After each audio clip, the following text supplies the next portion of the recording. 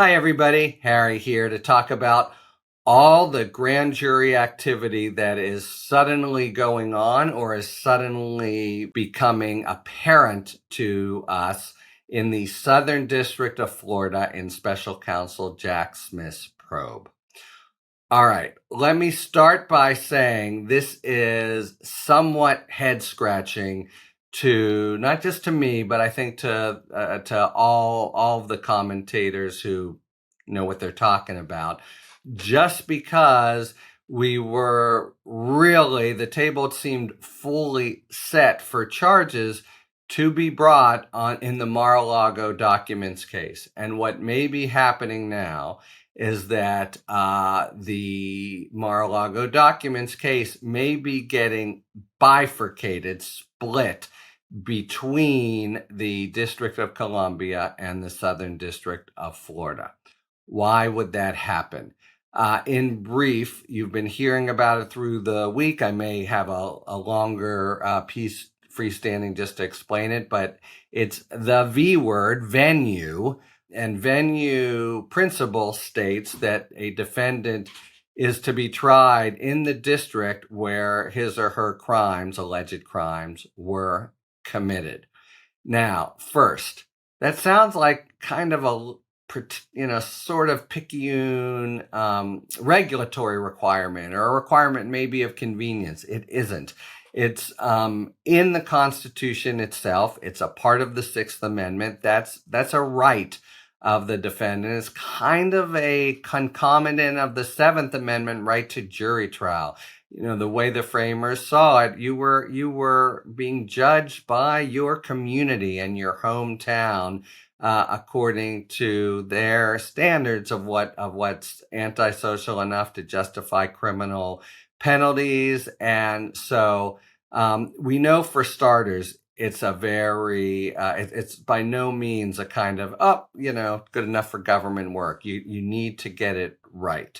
Second, indeed, we'll go in brief. If you get it wrong, it's possible that the whole case is lost. You can go through the whole case, find out later. There are instances where this happens. I'll explain them more at another posting, probably, where you go through the whole thing, maybe even convict the person, find out you're in the wrong venue, and you cannot retry them. Double jeopardy would bar it. So that makes it a very big deal. Now, that's the legal backdrop. The sort of factual backdrop is there's a big difference between the DC District Court and the Southern District of Florida. Let's start with just a couple.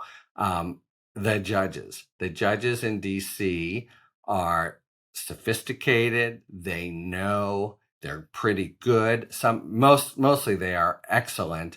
They know how to handle cases involving government officials. They know how to handle cases, as this one will be, involving classified documents, which sometimes raise special issues. They're a good set of judges. Southern District of Florida, 2 words for you: Eileen Cannon, and she's just one of them. But you remember Judge Cannon, who did the whole misadventure with the special master and let Trump do all this completely improper stuff to challenge things until they finally, her little frolic and detour was tamped down by higher courts.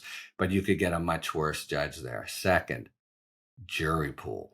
DC, overwhelmingly anti-Trump. No other way to put it. That would be people who really have no love lost for him at all. Southern District of Florida, no, the DeSantis country, whatever. It's certainly more conservative for starters, but the real worry is, MAGA faithfuls. It's jury nullification, in a word. A MAGA Trump faithful on the jury who somehow gets through and just won't convict anyway, anyhow. Now, that would lead to a mistrial, not an acquittal. But even so, with all we're talking about, how long it takes to do stuff, the campaign itself, Trump's ability to spin it into victory, as he did with the Mueller report, that would be really if not catastrophic, a really big problem for justice, really, which is what we're talking about, but certainly for the DOJ. Okay, so that's the legal and factual backdrop of DC versus Florida. So what's been going on? We know the last few days, all of a sudden the press has really focused. There is activity in the Southern District of Florida. It appears as if there may have been for several weeks and people didn't realize it. Grand juries are secret. There are special doors to go through. DOJ tries to keep it quiet. So we're not really sure how many people have testified down there. We do know, though, that yesterday, that is to say Wednesday, a guy named Taylor Budowich testified down there. Now, Taylor Budowich is is a sort of a PAC, electoral money guy for Trump. So they could well be. Remember, Smith has opened a whole different part of the investigation involving fundraising off the lie that they were off the big lie. And when at the time, of course, Trump didn't miss the trick to fundraise, instead send it to such and such an entity, which appears never to have existed, and all the money just went right into his campaign coffers. That's a fraud, or at least he's investigating it. That's why they might be talking to Budowich. It's not, from the evidence out there so far, I don't think it's 100% clear, but here's what they could do because of the venue problem. They could bring part of the case, two different cases, basically. There's, broadly speaking, two kinds of conduct that Trump has done here. He took away documents that he shouldn't have, knowing he shouldn't have. He fessed up to that most recently in the CNN town hall. And then most vividly, I'd say culpably, most distinctly from things like Biden and Pence, he obstructed and, lied and did everything he could to keep the documents, thinking they were his. Now, if you're really, really nervous about venue, and I don't mean to imply that would be imprudent, if you're, really careful about venue, you could say, you might think, okay, you know what, let's make this two separate cases. The taking and some form of it will, they would have a few choices in DC, and the obstruction, again, they'd have a few choices. It could be Espionage Act, most notably, in the Southern District of Florida. So that would be a possible way to get around venue concerns and still have what they think would be a conviction in hand, depending on the strength of the evidence for the possession cases, because, he might say, other people helped. But the thing that really caught people's eyes, and, we have good Washington Post, New York Times, etc. They're careful about what they put, but that doesn't mean they're infallible. So this is the statement that caught my eye and most people's. Justice Department prosecutors, this is the Washington Post, are planning to bring a significant portion of any charges stemming from the possible mishandling of classified documents at Mar-a-Lago in the federal court in South Florida, according to people familiar with the matter. So that states it pretty strongly. That one says they're gonna bring two cases. In fact, it's consistent with saying the whole ball of wax will be down there. I find that very difficult to believe, that having gone through all these steps, that they know about venue, they've known about it from the start, that they'd all of a sudden be switching orientation like that. But it is consistent with it, and it's also consistent with a big and even the major part of the case, because that's what's really, I think, nasty and distinct and Trumpian about what he did with the documents, is the complete deception and obstruction of them. Anyway, that be down in Mar-a-Lago.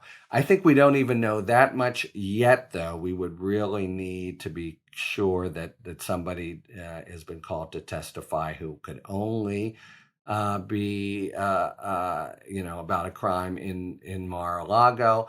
Oh, and by the way, it's possible just because you have somebody testify in the Southern District of Florida doesn't mean you can use the testimony anywhere. Sometimes you would do it, say, for the convenience of witnesses, but that doesn't seem to be what's happening here. And again, this Washington Post reporting, if you credit it, would say they're bringing a big part of the case down there. How big, what exactly, that's what everyone's scrambling to figure out. And as I said at the outset, all this activity post target letter, post meeting with Trump, which signal both of those events that they're really about wrapped up on one case, is what's really been made everyone look up and recalibrate exactly what's happening with the documents case. So the documents case, there's a real possibility it gets split into two different cases. That happens. It happens, say, in the Manafort case. In some ways, it's worse for Trump, especially if DC goes first. It's sort of two bites at the apple, but they wouldn't be doing it for that reason. They'd be doing it to play it safe on venue. So I suspect this will be a lot clearer in the coming, just few days.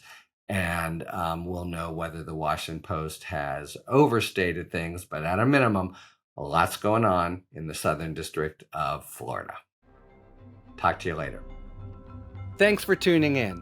If you enjoyed this video and other Talking Feds content, please take a second to like and subscribe. Talk to you later.